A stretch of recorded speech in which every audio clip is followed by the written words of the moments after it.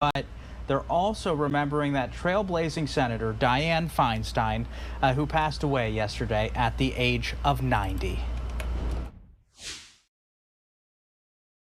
Like a beacon across the Senate and across the country for all to see and hopefully emulate.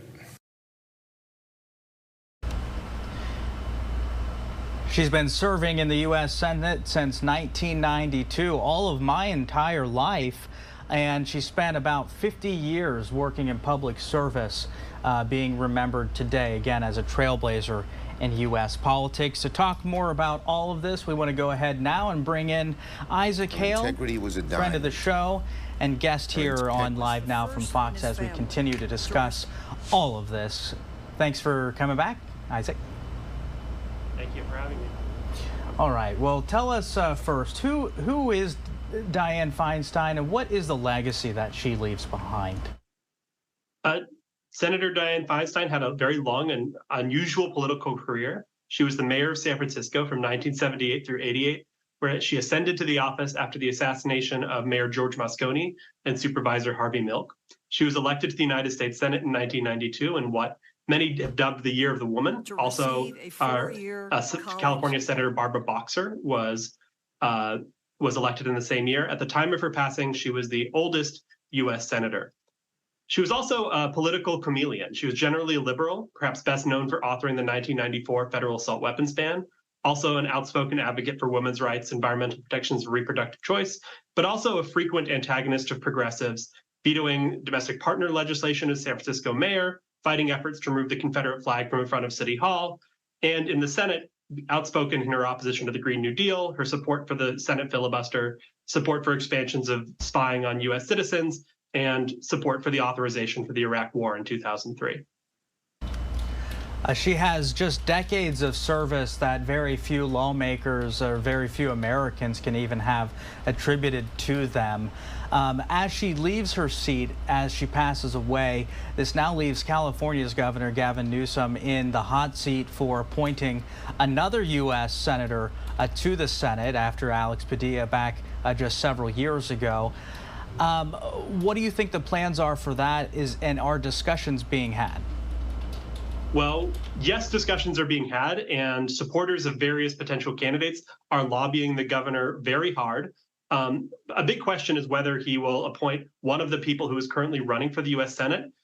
Years ago, Governor Newsom pledged that he would appoint a black woman if this vacancy occurred, and Congresswoman Barbara Lee, who is an African-American woman, is running for the Senate seat in 2024. He could appoint her, but there's also significant pressure from the other candidates and their supporters to nominate a placeholder instead, someone like Angela Glover Blackwell, a civil rights lawyer in Oakland, or Yvonne Braithwaite Burke, a former LA supervisor and U.S. House member, or Holly Mitchell from the Los Angeles Board of Supervisors. There's also been a lot of talk about Secretary of State Shirley Weber, who was also initially a Newsom appointee to replace now Senator Alex Padilla as Secretary of State.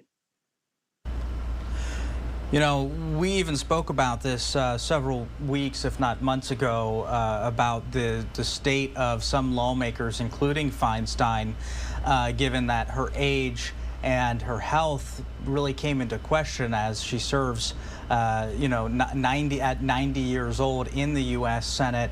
And there was a couple of gaffes that we had seen where, she was supposed to be just agreeing to a roll call and began reading prepared statements, which put into question so much of lawmakers' ability to continue governing, after they reach certain ages or their health gets into question.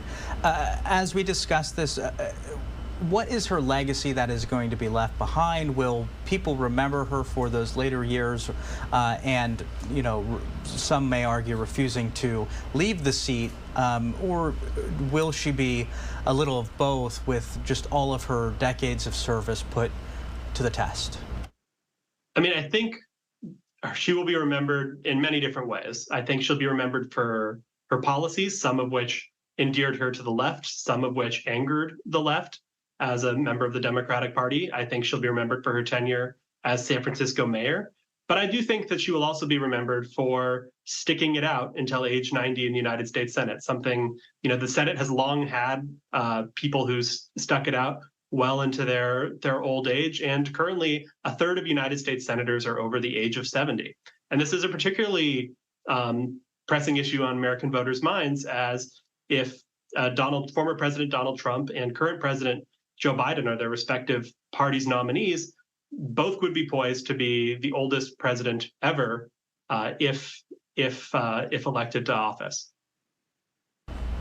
And the absence of Feinstein, at least in the meantime, how will that affect the Senate as well as the majorities and minorities that we have between the two parties? So the Democrats still have a majority in the United States Senate. That's not affected by Senator Feinstein's passing. More pressing for Democrats is that it does open up a vacancy on the narrowly divided Senate Judiciary Committee. So Democrats will be looking to replace her there as soon as possible. It's unlikely they'll face serious procedural opposition to doing so, but in the meantime, it's unlikely that President Joe Biden's nominees to the federal courts will be confirmed. All right, Isaac Hale joining us here on Live Now from Fox to discuss the late Senator Dianne Feinstein, who passed away at 90 years old. Thanks for joining us, Isaac. Anything we didn't ask? Anything you'd like to add? No, thank you for having me today. We sure do appreciate it.